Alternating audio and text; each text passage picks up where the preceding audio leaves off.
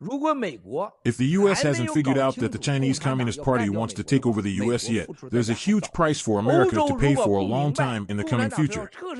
If Europe doesn't understand the Chinese Communist Party wants to completely take over Europe, there's a huge price for Europe to pay for a long time too. How will the CCP take over Europe and America? First, in terms of financial system and technology, the CCP knows very well that it will not be able to compete with America and Europe.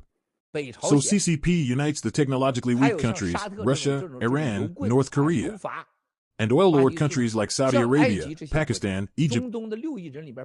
Of the 600 million people in the Middle East of emperor autocratic power countries, 80% are below the poverty line. Very few countries can be considered rich. Previously, I said the world will usher in an era of democracy without emperor autocracy. Geographically, which area has the most emperors in the world? It's the Middle East. Technically, the Middle East has the biggest percentage of dictatorship. The countries who are willing to work with the CCP and Putin are all Middle East countries, as well as Iraq, which was supposed to be gradually moving toward democracy, but has been controlled by a few families who are thoroughly controlled by corruption. The Middle East will go through a major transformation.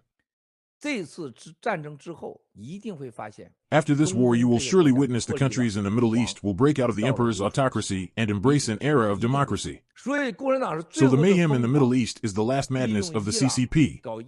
The CCP might instigate Iran to attack Iraq, the Houthis to attack the Saudis to attack Iraq. Even a Saudi-Iraqi war might happen. There might even be an Iran-Iraq war. Wars in Syria, Golan Heights, and Israel.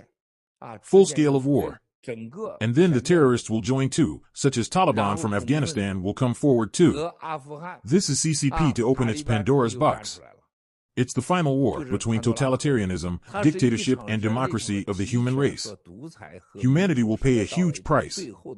But if the United States doesn't think that the CCP dares to do this now, America will pay a huge price for a very long time in the future.